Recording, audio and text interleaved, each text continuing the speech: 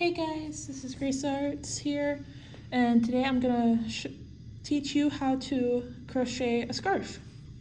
So, some pretty simple things you'll need. One pretty basic ball of yarn, a hook. Now, there's a lot of different types of hooks, but looks like for this one, we will be using a G, or a 4.25 millimeter hook. Now there are a ton of different sized hooks, such as this one, which is a letter K, which is a 6.5 millimeter, or this one, where it is a 5.25 millimeter, or this one, which is a 3.75 millimeter. And there's a whole bunch more different size hooks for all sorts of different types of yarn. And yeah, and then a pair of scissors to trim off your excess yarn and to cut where you need to when you end. And then an extra thing for in case like you ever needed to take a break or need to go do something. These are stitch markers, which I find, yes, they are used for counting stitches on like bigger projects like stuffed animals and other 3D types of stuff. But I find these really helpful to just hook into my loop and save my loop for later instead of just making a huge loop.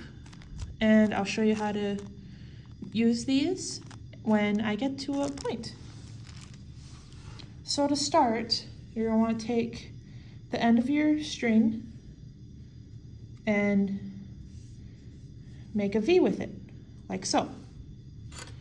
Then, for me, there's a few different ways of starting or making a knot. You can either take your end and just loop it around and tie a knot and then go from there. But for me, because sometimes that slips and takes like 5-10 minutes in itself to do. So what I like to do is I like to make a V, take this back string here and twist 1, 2, well, there we go, 2. And that kind of makes a nice little bond. So now you just hang on to that loop, those loops, and just pull, hook, and pull through. And then just, again, hook, twist, and pull, and that's how you start making your chains. And when you get far enough down, you can tighten this up, and it should be a nice little knot at the end. So now we just continue on with our loops. Just twist or hook, twist, and pull through. Hook, twist, pull through. Hook, twist, and pull through until you get it to be an adequate length for you.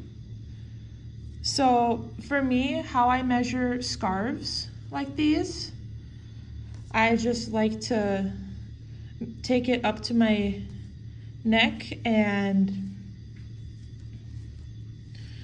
measure it out. So like, maybe I think this is long enough. So I'll measure it up to my neck, which seems to be plenty of length for what I'm working with, for me. And then everybody's necks is different. And if you're making this for a friend, just kind of rough estimate it. So this one is 1, 2, 3, 4, 5, 6, 7, 8, 9, 10, 11, 12, 13, 14, about 15, 15 link chain.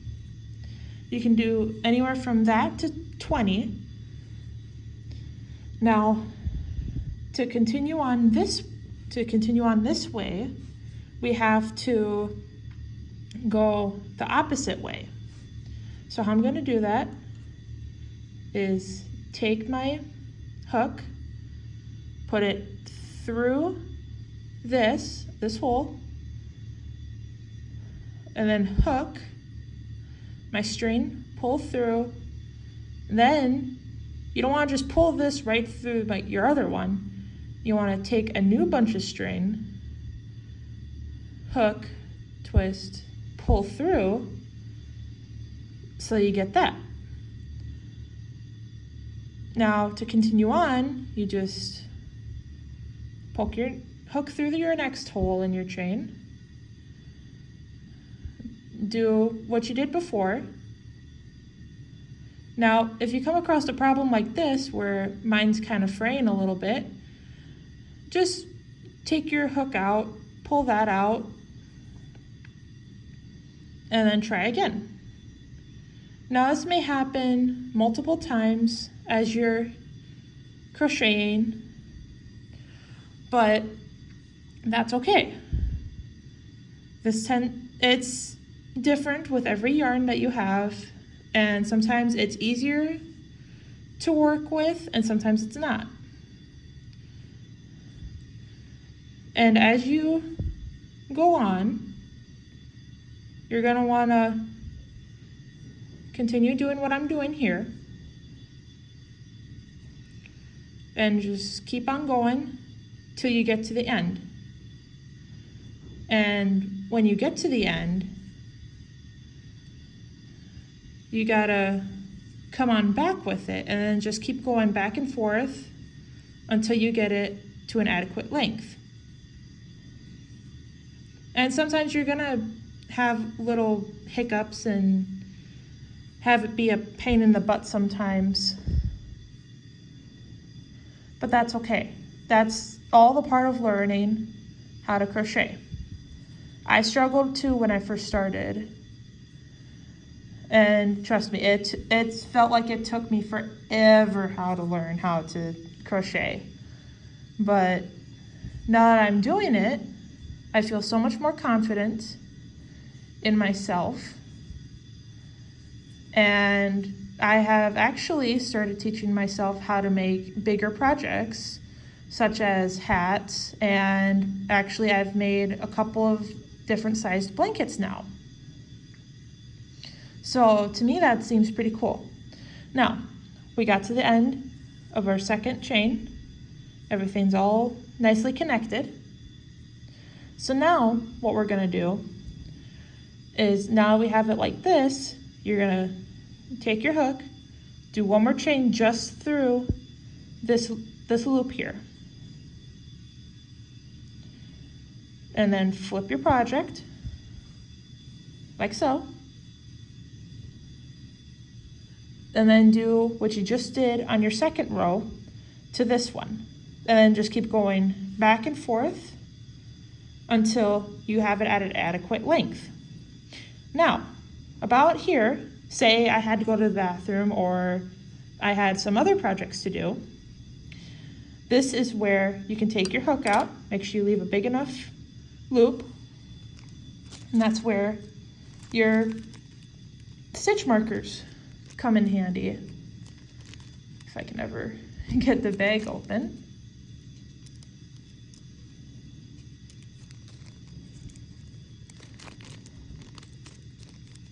There we go.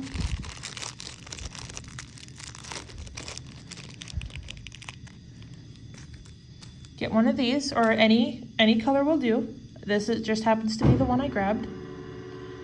And you just take the end of your project, put the pointy part in your loop, and then close it off, like so.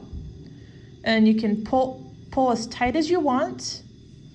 And yeah, it looks like you may have possibly lost your loop, But nope, you just gotta pull out and unclip and unhook when you're ready to go.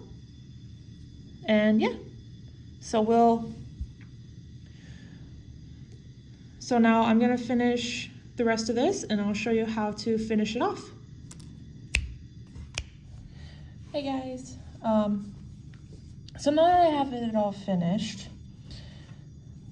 and it's quite long as you can see, so now there are a few different ways to end it. You can end it just like this, no tassels, no nothing, just leave it as is. Or you can make it into what I call an infinity loop scarf, so where there's no ends. Or you can add tassels to the end through the loops at your ends. But today I'm going to show you how to make my personal favorite, the infinity loop scarf. So how I'm going to do that is I'm going to take my stitch marker out where I left off, grab my hook. Now to end it, see how I have the two loops here? I'm going to do my grab, twist, and pull, but instead of just leaving it like this, I'm going to pull all the rest of my string all the way through, like so. And then just tighten that up, and then maybe go one or two more times through that, just to make sure it's nice and secure.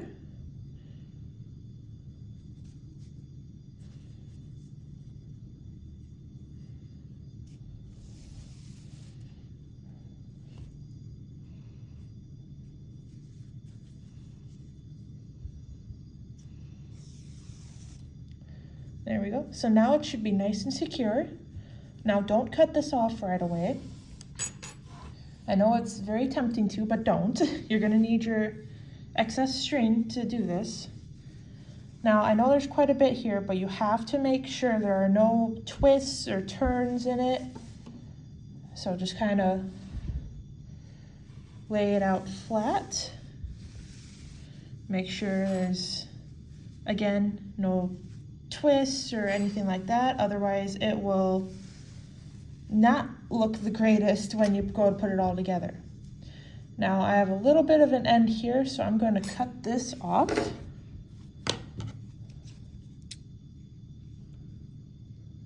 Like so. And if you leave a little bit like that, you can always, if you're younger, ask a parent to help you take a lighter and burn this little end so that it helps to stays in place. But for me, I'm just going to leave it for now and worry about that later. So now that I know there aren't any twists or turns in it, I'm going to take my two ends, align them like so, and then I'm going to take my hook. Now some people just use their hook for this, or some people will get like a crochet needle to hook their, or to put their yarn through the hole in the needle and just do it like you're sewing. But me personally, I don't have a needle, so I just like to use my hook. And then what I'll do there is I'll put my hook through the first hole here, and then also through the second hole, like so. And then I'll just hook, hook, twist, and pull through both. Pull that all the way through. And then do the same thing here. Go through both, take my yarn, and go through both. Just kind of like you're sewing, just with a hook instead of a needle. This I feel is pretty easy, one of the easiest things in crocheting. And I know with me, when I was first making scarves, it was not as perfect as this. So as you begin, you might notice sometimes that your project goes from like this kind of length to like starts getting smaller and smaller. And when it does, you just have to, yes, it's gonna be really frustrating, but you'll have to start over from your first row and make it and just redo it. But as you go, especially if you're a beginner, make sure you're always counting how many stitches you do. That's the easiest way you can do it. But as you get into it and start becoming more of a pro at it, you don't have to count as much. You can just quickly do it and just zoom right on through. And as I slowly finish this up,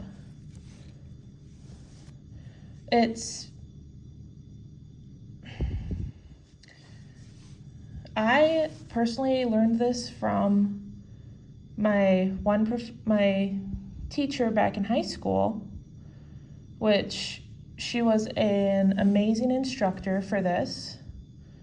And I am honestly really happy that she taught me this, because it got me through a lot of rough patches. It's gotten me through breakups. It's gotten me through bad thoughts in my head. Because for me, this is very relaxing, and yes, it may seem time consuming, but as you're doing it, you don't really think about it as much. So now that I'm at the end, I'm gonna go through this last loop one more time, and I'm just gonna check and see if I like how I did my stitch. And if not, I'll just go back the other way and do it again for either extra security or just because I don't like how it looks at the moment. So now I'll just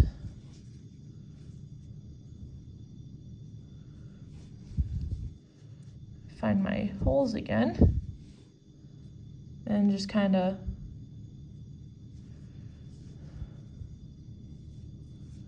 go back.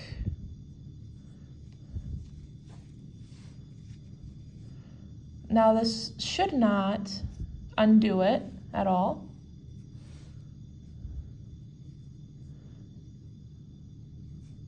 And if it does, don't worry, just resew it and try and figure out, okay, where do I need to go now with it, instead of just getting frustrated with it and everything else.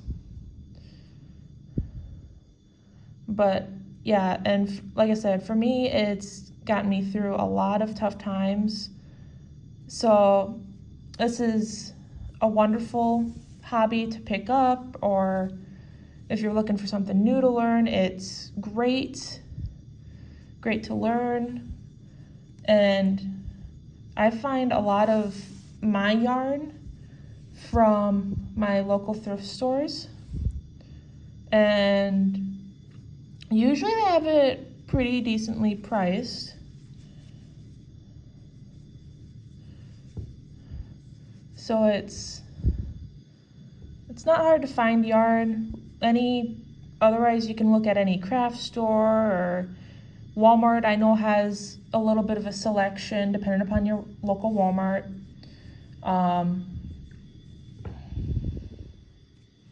And yeah, so once you finish this up, finish going through, you should have a beautiful infinity loop scarf. So yeah.